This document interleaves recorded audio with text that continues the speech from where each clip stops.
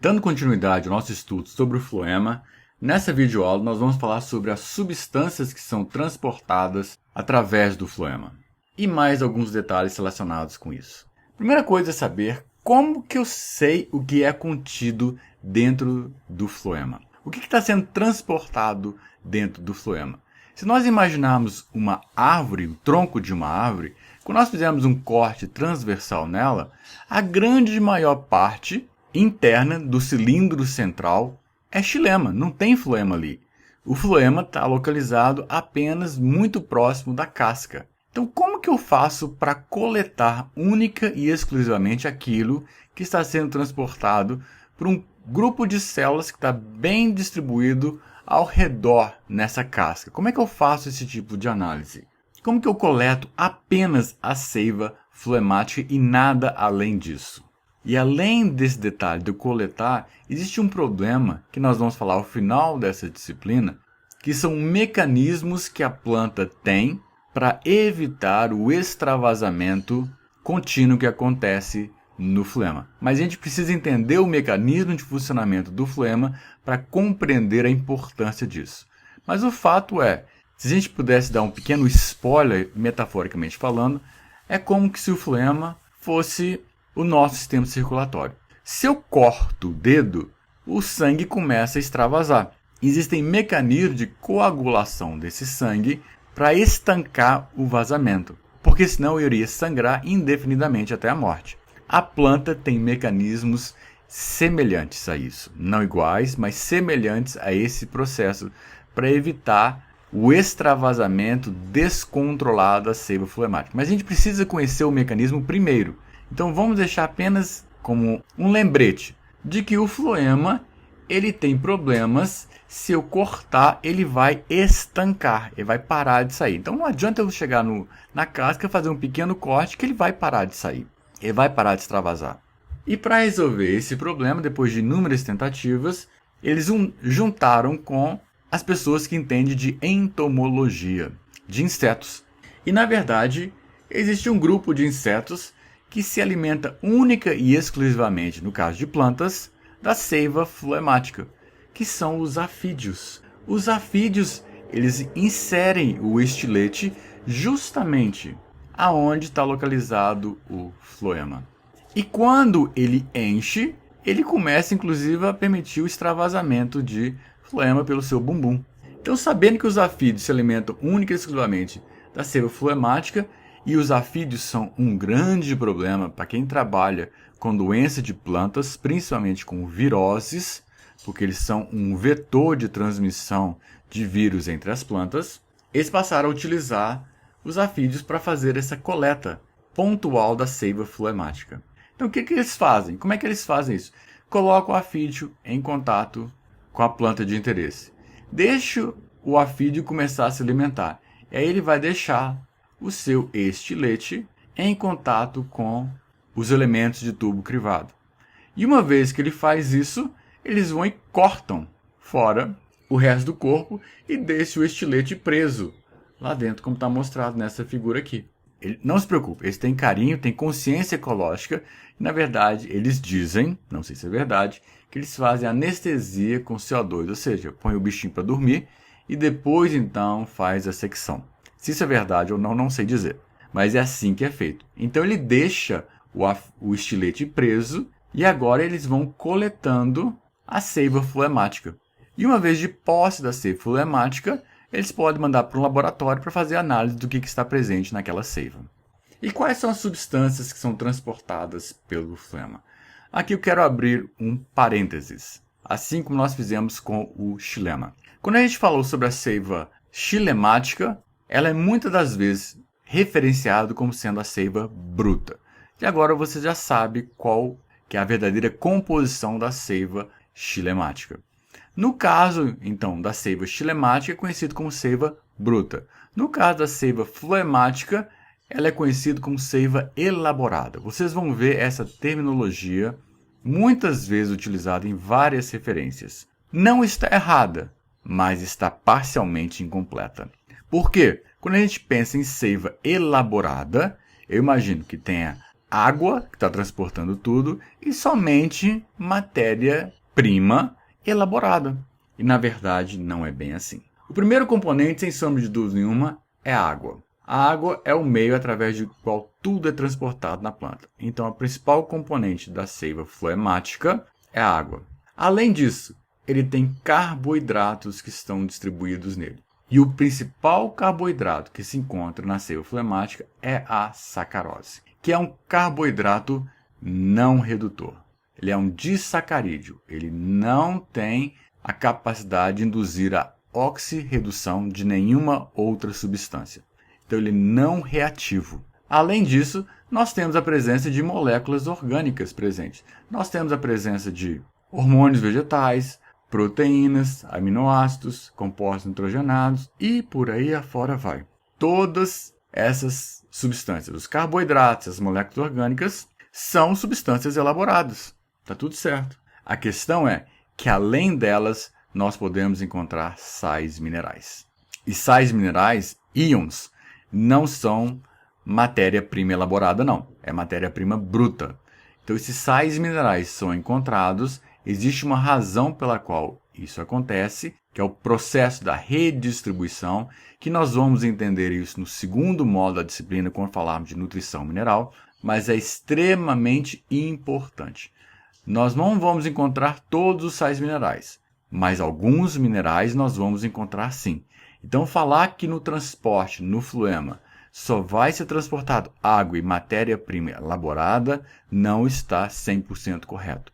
Por quê? Nós vamos encontrar na seiva transportada pelo floema sais minerais sim. Portanto, aqui na disciplina comigo, nós não vamos utilizar a terminologia de seiva elaborada. Nós vamos falar que a seiva é a seiva floemática. Se vocês quiserem usar, tá tudo bem, mas desde que vocês saibam o que vocês estão falando.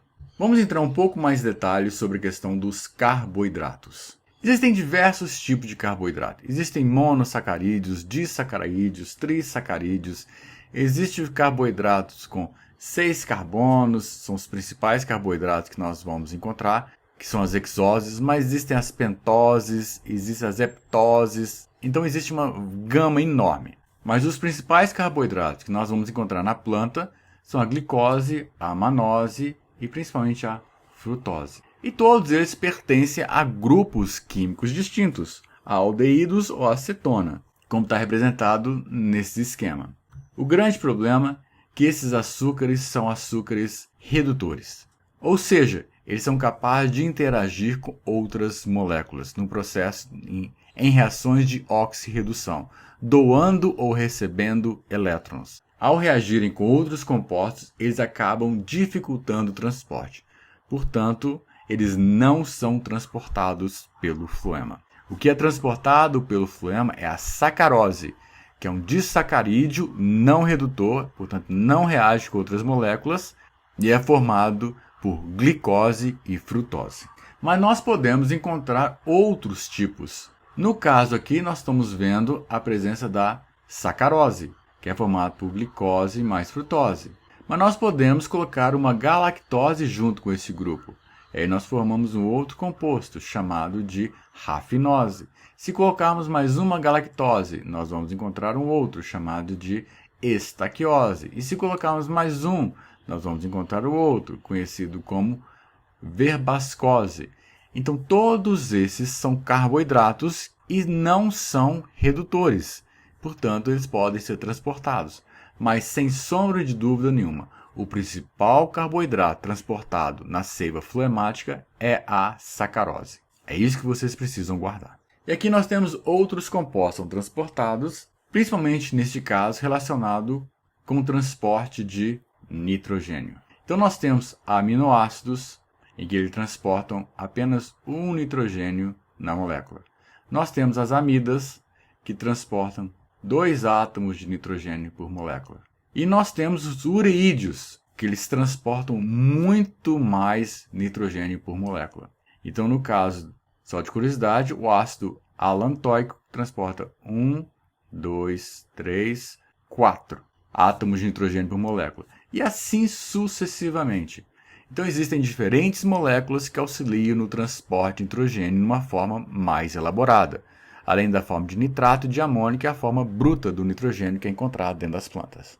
Isso aqui é uma representação do que a gente pode encontrar. Existem variações enormes em termos disso, em termos da composição da seiva fluemática nas diferentes espécies e nas diferentes épocas em que as análises foram feitas. Eu quero chamar a atenção que nós temos a presença de açúcar, que é sem sombra de dúvida nenhuma o principal componente. Na verdade, não é o principal componente, o principal é a água. Mas dentro do que está dissolvido na água, o açúcar está em maior quantidade.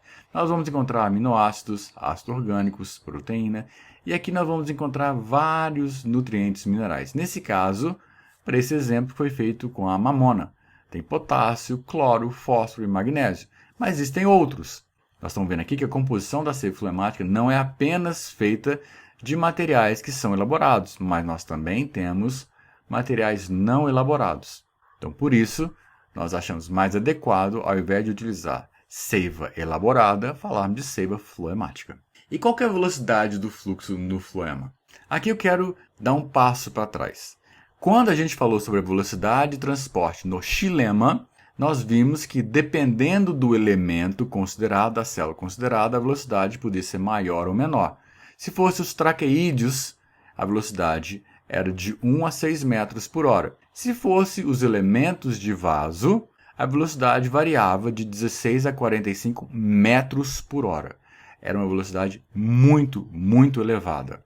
Ciente que a nossa referência é o transporte no xilema e que é da magnitude de metros por hora, quando a gente pensa em floema, a história é diferente. E lembrando que, no caso do xilema, é como se fossem tubos vazados em que a água pode transitar. Quanto maior a resistência, menor a velocidade. Quanto menor a resistência, maior a velocidade. Mas são tubos ocos, só tem parede celular, mais nada. E no caso do floema? No caso do floema, não é bem assim.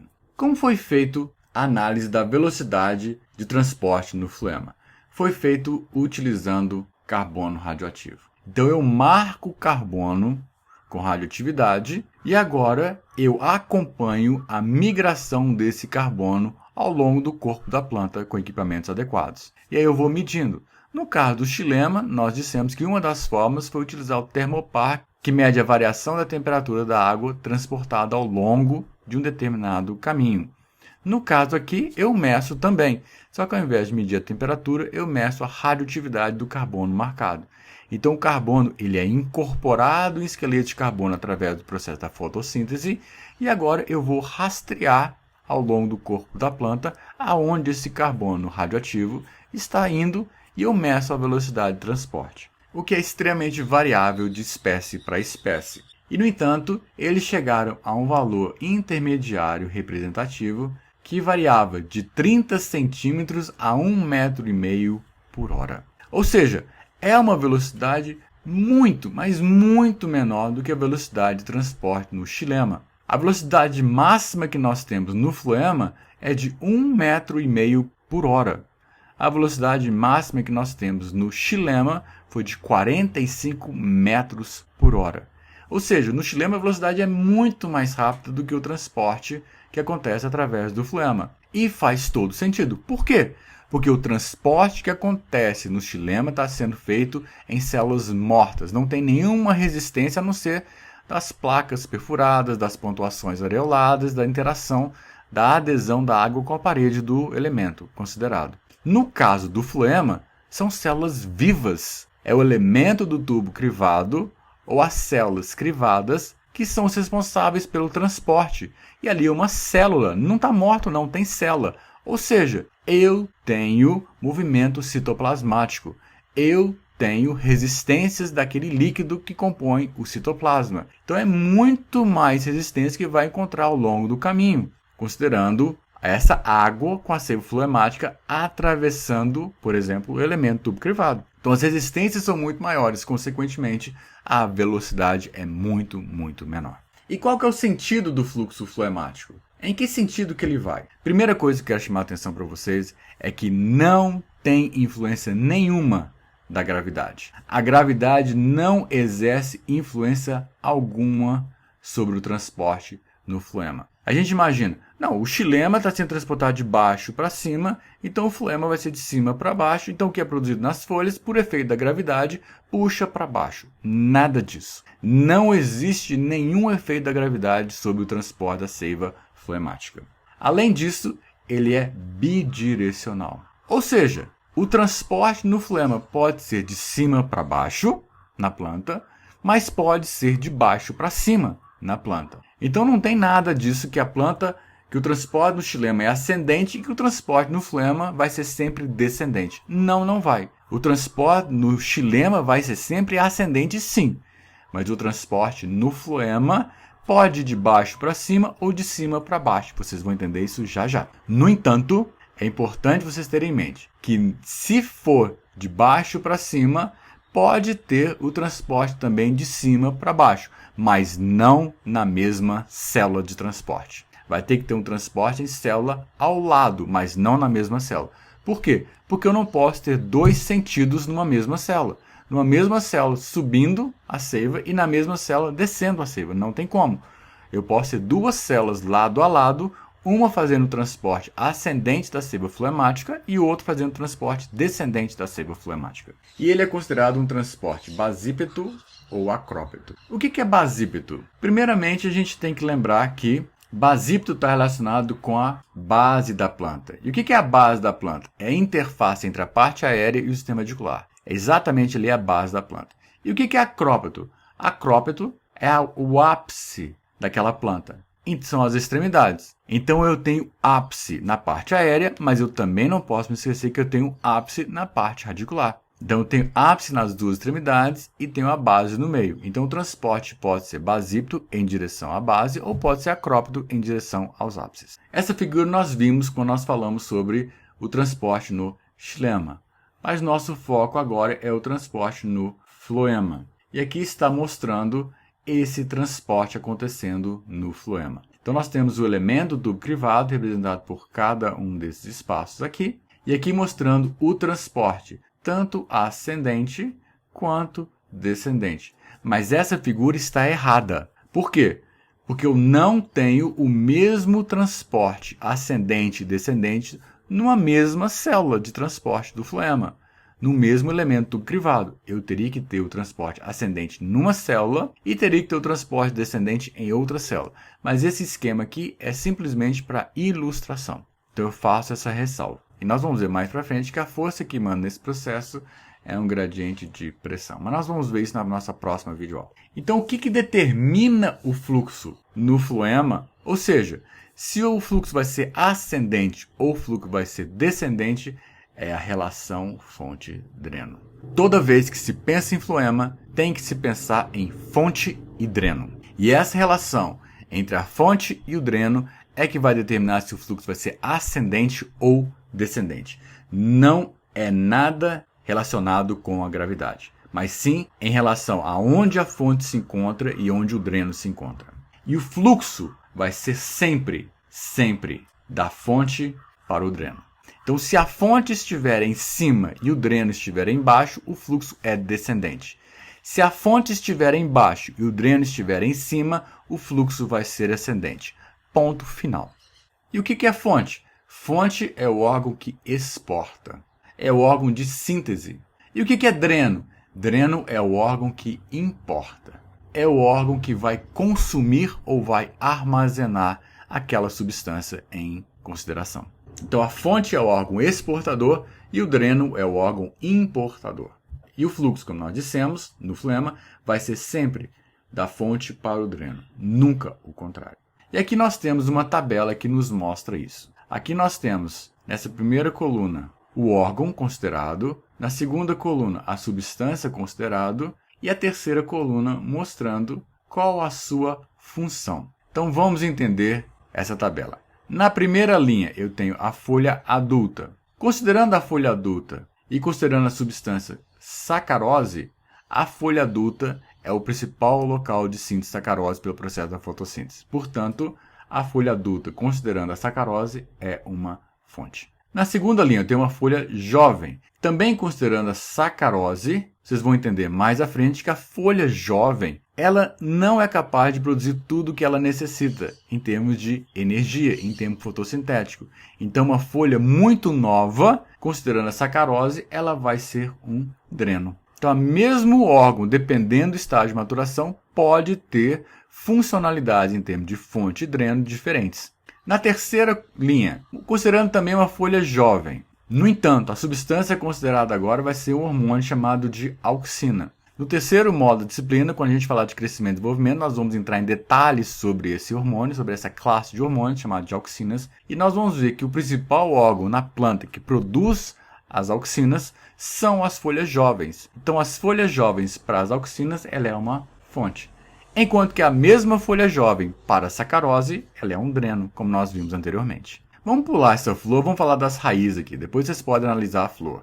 Uma raiz normal, em termos de sacarose, ela é considerada um dreno. Por quê? Porque ela não produz nada, ela vai importar tudo que os órgãos de produção, as folhas, vão estar sintetizando. Então, ela é um dreno. Por outro lado, se nós tivermos uma raiz, e essa raiz for uma raiz tuberosa, como por exemplo a mandioca, em termos de sacarose, ela pode apresentar dois tipos de papéis. Se ela estiver numa fase de enchimento, de formação daquela raiz tuberosa, ela vai ser um dreno. Por outro lado, se eu estou utilizando aquele órgão como sendo um órgão de propagação, como por exemplo eu coloquei aqui a batata semente, lembrando que batata não é uma raiz tuberosa, mas é um caule tuberoso. Se nós estivermos utilizando aquele órgão como um órgão de propagação, ele vai ser uma fonte. E se nós pensarmos aqui na raiz, nessa penúltima linha, em termos de citocinina, que é uma outra classe de hormônios vegetais, nós vamos ver no terceiro módulo da disciplina, a raiz de uma forma geral, em termos de sacarose, ela é um dreno, mas a raiz, em termos de citocinina, ela é uma fonte. Então, qual que é a mensagem a ser levada disso? Não existe uma regra geral. Você tem que analisar o órgão, você tem que analisar a substância que você está enfocando, e aí sim você vai determinar se aquele órgão, naquele instante, está funcionando como uma fonte ou como um dreno para aquela substância. Por isso que o transporte no floema pode ser ascendente ou descendente, única e exclusivamente dependendo da substância.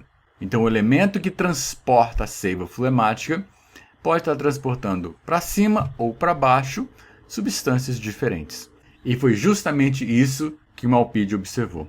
Agora nós podemos entender. Porque o que estava acumulando aqui nessa parte superior do corte eram as substâncias que estavam sendo formadas na fonte lá em cima, a sacarose, que está sendo transportada para o sistema radicular. E quando chegou aqui, não havia mais continuidade do processo, começou a acumular essa sacarose aqui. Então, neste caso, o transporte era descendente e a substância era a sacarose. Era isso que nós tínhamos para falar para vocês nessa videoaula e nos vemos na nossa próxima videoaula. Até a próxima!